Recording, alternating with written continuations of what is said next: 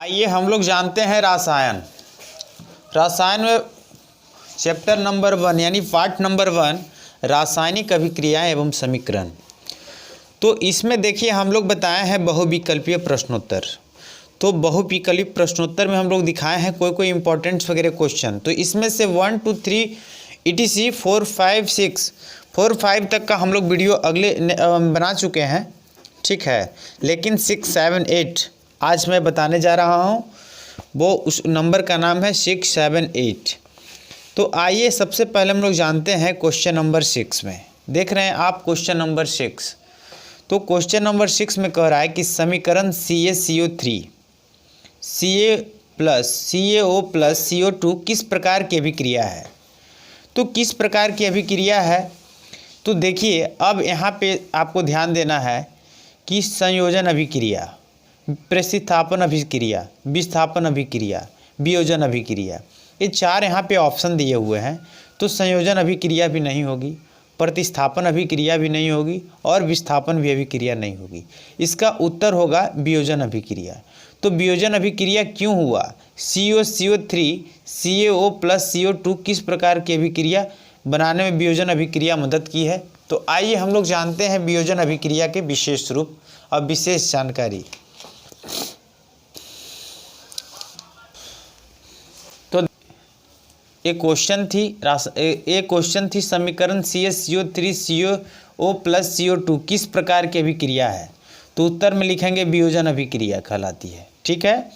अब देखिए उदाहरण में लिखे हैं कि जिस अभिक्रिया में एकल पदार्थ विभाजित होकर 2 या 2 से अधिक पदार्थ का निर्माण करता है वह वियोजन अभिक्रिया कहलाता है।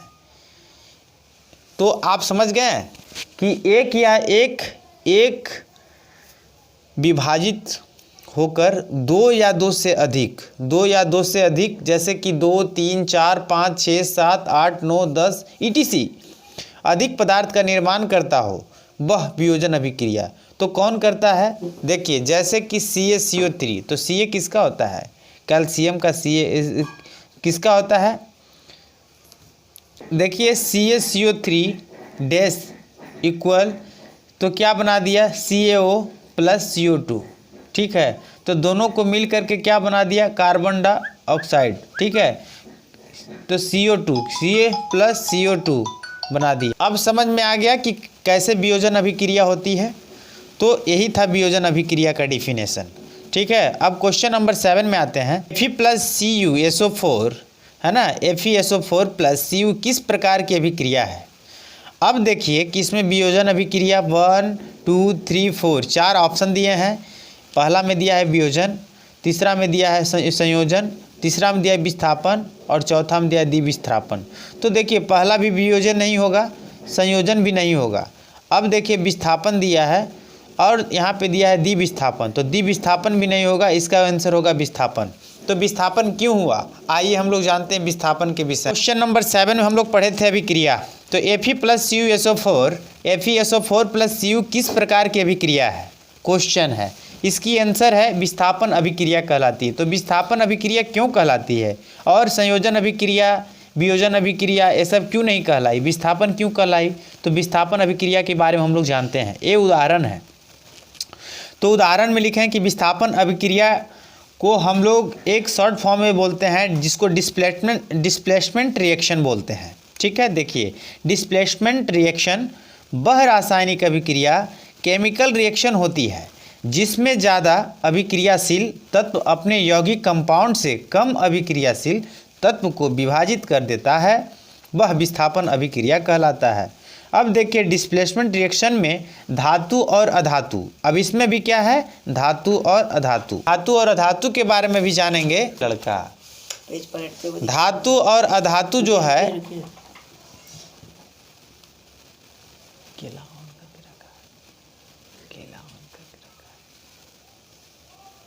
तो आप इससे वीडियो बनवा लीजिए, ये समझेगा कैसे अलग करें। धातु और अधातु दोनों भाग लेते हैं उसे विस्थापन अभिक्रिया कहलाते हैं। जैसे कि धातु कौन है, अधातु कौन है। तो धातु हो गया कॉपर सल्फेट का विलयन, है ना, सॉल्यूट के साथ लोहे की कील, ठीक है, कि अभिक्रियाशील कहलाता है। जैसे कि हम लोग पढ़ेंगे कि एक देखिए यहाँ पे एक सेक्शन बनाते हैं, क्या बनाते हैं, एक सेक्शन बनाते हैं। तो सबसे पहले सेक्शन बनाते हैं, तो उसमें लिखते हैं सेक्शन में पहले द रिएक्टिविटी, है ना, रिएक्टिविटी सीरीज ऑफ मेटल्स। तो मेटल क्या होता है, जैसे कि एक लोहा एक मेटल में आता है, ठीक है। अब देखिए कि रिएक्टिविटी सेल ऑफ मेटल में क्या लिखते हैं, जैसे पोटासियम हो गया, सोडियम हो गया, कैल्शियम हो गया, मैग्नीशियम हो गया, अल्मुनियम हो गया, जिंक हो गया, आयरन हो गया, टिन हो गया, लीड हो गया, कॉपर हो गया, सिल्वर हो गया, गोल्ड हो गया, ठीक है। तो ये सब क्या थी, एक सीरीज मेटल था, ठीक है। अब देखेंगे हम लोग कि इसमें मोस्ट रिएक्टिव कौन सी थी और लास्ट रिएक्टिव कौन सी थी। तो मोस्ट में था सोडियम, ठीक है, और लास्ट में क्या है, कॉपर रिएक्शन, तो सोडियम कॉपर, ठीक है। तो सल्फेट एक क्या बना देता है, एक विलयन, सॉलिड विलयन बना देता है, जो लोहे के साथ कील की अभिक्रियाशील को एक साथ रिएक्टिव विस्थापन, वही कहलाती है विस्थापन अभिक्रिया। तो यहाँ तक समझ में आ गई विस्थापन अभिक्रिया किसे कहते हैं। अब देखेंगे हम लोग नेक्स्ट क्वेश्चन नंबर 8 पर 8 में देखेंगे हम लोग कि यहाँ पे बताता है 2H2 plus O2 dash 2H2O किस प्रकार की अभिक्रिया है। अब देखेंगे हम लोग कि पहला संयोजन, दूसरा वियोजन, तीसरा विस्थापन और चौथा द्विविस्थापन।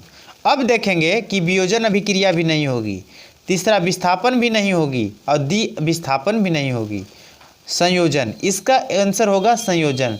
तो संयोजन ही क्यों हुआ, आइए हम लोग जानते हैं संयोजन के विषय में। अब हम लोग देखेंगे कि सबसे पहले यहाँ पे क्वेश्चन लिख लिए 2H2O, है ना, प्लस 2AO2, है ना, 2H2O किस प्रकार की अभिक्रिया है, एक क्वेश्चन है। उत्तर में लिखेंगे संयोजन अभिक्रिया कहलाता है। क्यों कहलाता है संयोजन अभिक्रिया, और अभिक्रिया क्यों नहीं कहलाया जाए, वियोजन भी है, द्विविस्थापन है ना, विस्थापन है, तो संयोजन ही क्यों कहलाया। तो आइए हम लोग संयोजन के विषय में जानते हैं। जब काली चूना और जल आपस में अभिक्रिया करते हैं तो बुझे हुए चूने का निर्माण होता है। उसे निम्नलिखित समीकरण द्वारा दिखाया जा सकता है, जैसे कि CaCO3 CaO, है ना, S for solution plus H2O, ये क्या है, लेमडा L है, ठीक है। इक्वेशन CaOH, तो OH किसका होता है, आयनिक होता है, एक आयनिक बना दिया, प्लस 2Aq, ये देखिए एक सॉलिड एक बना दिए, इसको काट करके CaOH को अलग कर दिया, 2 को अलग कर दिया, Aq क्या बन गया, Aq फॉर सॉल्यूशन, ठीक है, एक चूने का विलयन हो गया। अब देखेंगे कि इसे चूने का इस्तेमाल घरों की पुताई में होती है। आप लोग देखे होंगे कि जितने भी इमारत किसे कहते हैं, दीवारों को कहते हैं। तो जितने भी दीवारों पे हम लोग आजकल जो चूने वगैरह दिखाया जाता है, उसकी इस्तेमाल घरों में पुताई के रूप में होती है। जब दीवार पर चढ़ी हुई बुझी हुई चूने की परत हवा में मौजूद कार्बन डाइऑक्साइड, आज हम लोग देखते होंगे कि बहुत साले देखते हैं 5-6 साल की चूना की हुई देखते हैं, तो देखते हैं उसमें धीरे धीरे क्या होता है, वो पपरी के जैसा उखड़ जाता है। तो समझ जाते हैं कि उसमें कार्बन डाइऑक्साइड की अभिक्रिया करती है। तो कैल्शियम कार्बोनेट का निर्माण होता है। इसी कैल्शियम कार्बोनेट की सख्त परत के ही कारण दीवार में चमक आती है। जब हम लोग न्यू चढ़ा देते हैं ना, तो उसकी किसके कारण से, कैल्शियम के कारण से कैल्शियम कार्बोनेट का निर्माण होता है, तब जो है सो दीवार की चमक जो है सो अधिक संशोधित हो जाती है, ठीक है। तो इसीलिए कैल्शियम कार्बोनेट की सख्त परत के कारण दीवार में चमक आती है, और पुताई के बाद इस प्रक्रिया को पूरा होने में 2 से 3 दिन लगते हैं। इसीलिए पुताई करने में अच्छे से अगर ढंग से पुताई की जाए तो 2, 3, 4, 5 दिन जैसा माने कि काम रहा, उसी ढंग से वैसा समय लगता है। तो इस अभिक्रिया को निम्नलिखित समीकरण द्वारा भी दिखाया जा सकता है। जैसे हम लोग लिखे हैं CaOH, ठीक है, ब्रैकेट में लिखे हैं CaOH ब्रैकेट में 2Aq प्लस CO2, ये क्या हो गया, एक गैस बना दिया। अब देखिए ये फाइनल क्या बन जाएगा, CaO3, है ना, carbon dioxide 3 solution plus H2OL, ये क्या है, L है, ये देखेंगे यहाँ पे ब्रैकेट में L है, ठीक है, तो L हो गया। अब यही जो है सो कार्बनिक एक संयोजन का एक तत्व बन जाता है। तो ये सब उदाहरण थी, यही हो गया, इसे कहते हैं संयोजन अभिक्रिया, ठीक है। तो क्वेश्चन नंबर 8 भी हम लोग समझा चुके हैं। तो अब हम लोग रिसेंटली नेक्स्ट वीडियो में एक इम्पॉर्टेंट वगैरह क्वेश्चन सब हम लोग लेकर नेक्स्ट वीडियो में आते हैं। आज के लिए इतना ही। थैंक